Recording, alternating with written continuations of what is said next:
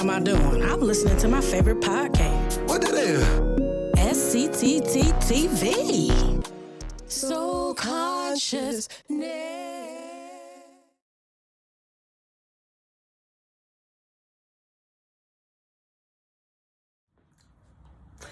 Welcome back to SCTT TV, where we bring soul consciousness to life, one story at a time.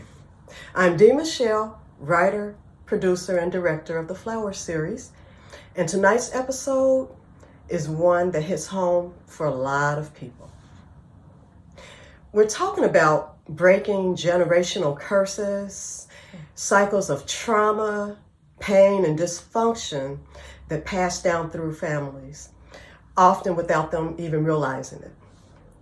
The Flower series dives deep into the theme, and today we're bringing that discussion to real life. Hey family, it's Akosawa, and I couldn't be more excited about this conversation. We're not just here to talk about the problems, we're here to explore solutions. Healing is possible, but it takes awareness, work, and sometimes guidance.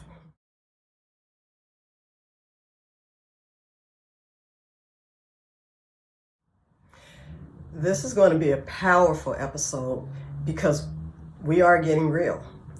We want to hear your stories, your struggles, and most importantly, your breakthroughs. We always like to start with the why. Dee Michelle, what led you to focus your stage play on healing family traumas? Well, as a child, I grew up seeing lots of things that I assumed were normal, such as physical, mental, and emotional abuse. Not just in my family, but all around me. That's powerful and sad.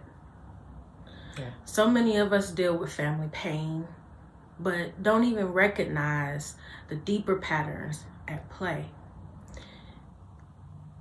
So before I ask you, I'll give you my take, and then I want to know what your take is on generational trauma. So my take on generational trauma is something like, for example, alcoholism. I feel like that's something that happens in families, and people say, that it's in the family. She a drinker, she can hold her liquor. It's in the family. And I call it trauma because it's obviously not a good thing when it becomes alcoholism, so that's an example for me. What about you? I think, take sexual abuse, for example. It can leave you feeling dirty, worthless, and often having thoughts of suicide.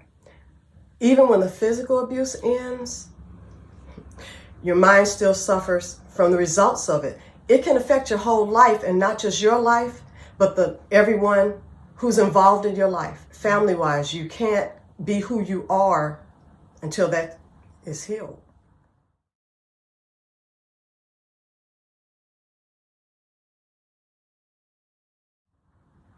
And one of the main reasons that I created Flowers was to reflect the reality of so many families.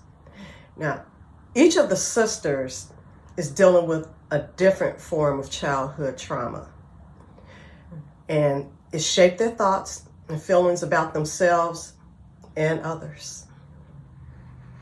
And these women love each other, but their pain creates conflict.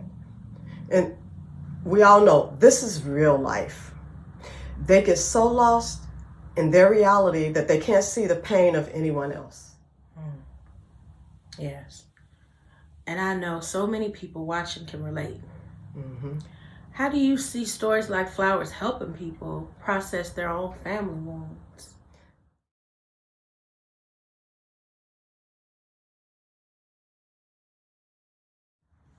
Now we want to hear from you. Our live chat is open. I am looking at it right now. There's nobody in there, but I'm looking. Someone said hi. I think that is Nagisaba. Hi. So we're saying hi back to you. Welcome to the chat. But it's open. You could drop your comments, introduce yourself, tell us a little bit about who you are, and anything on the subject of generational curses that you personally went through, that you have seen in another film, or anything that just from your perspective, if you haven't seen it or experienced it yourself, your perspective, what that means to you. Right. And even if you haven't experienced it, I guarantee there's someone in your family, you've seen something. You may not have known exactly what it was, but I guarantee it was there. Tell us, I would like for you all to tell us what generational curses have been working to break from your families, by not just putting it in the chat, but we also, on our platforms, we also have our regular podcast page on Facebook. Yes. So you can share. We put some inspirational messages in there as well that you can respond to, because some of the stuff might even uplift you.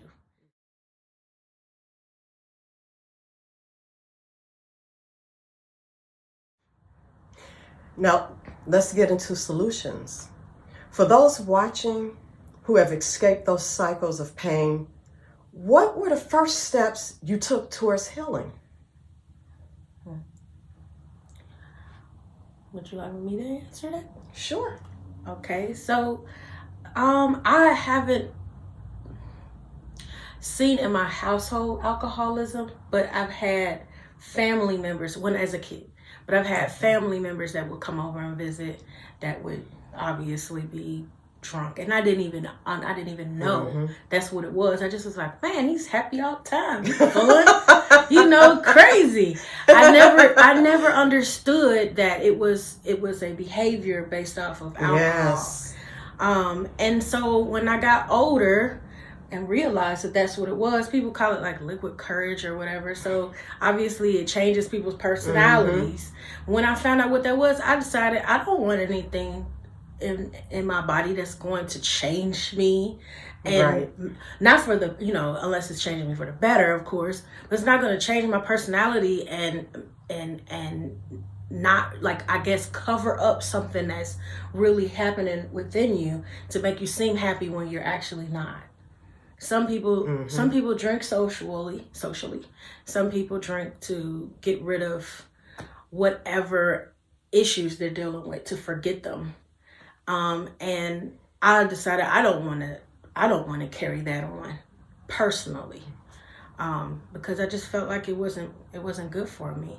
And so that's a cycle that I'm stopping with my son. We don't, even though there is alcohol in the house, he doesn't know where it is. Well, I hope he don't know where it is. You know how kids are. Oh yeah. But we keep it away, and we don't do it in front of him, and we don't make it everyday thing that he sings or get used to it. And that's something for when he gets the right age and maturity to do so. So that's that. I think that's my example. What about you?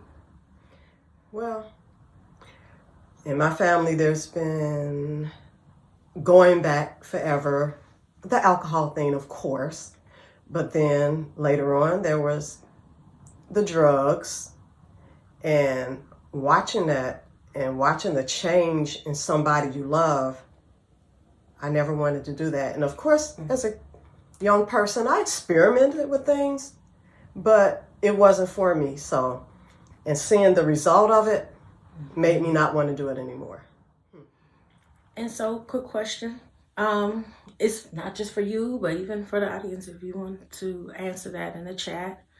What about people who feel like their families won't change? Well, to that I say, physician, heal thyself. You can only change what you have control of. If your family doesn't see that there's a problem, then they're not aware of needing help. That's true. And what do you think about that? I think so too. I mean, you can't change people. Exactly. You know, but they have a saying that you can't change the people around you. If you can't change the people around you, then change the people around you. And that just means that be around more positive people, and feed off of that.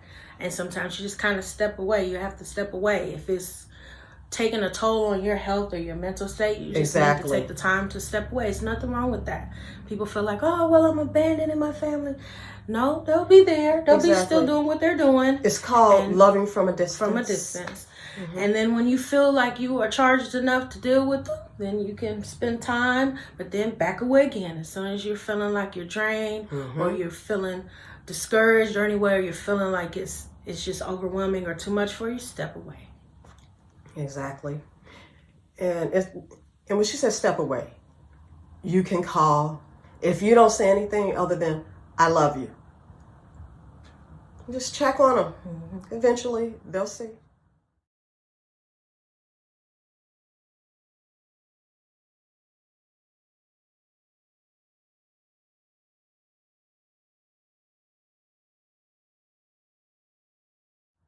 Well, this has been such a deep and needed conversation.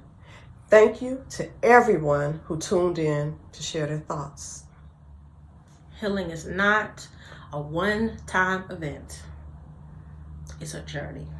Definitely. But the fact that you're here means that you're already on the right path. So just keep going. And until next time, keep your soul conscious and your vision clear. We're rising higher. We're shining brighter. Soul consciousness. Soul consciousness. We're rising higher. We're shining brighter. Open up your mind, take a breath, feel the light. Step into the light, let your soul come to life. Wisdom, love, deep conversation. There's truth in the rhythm. Feel the elevation. Soul consciousness.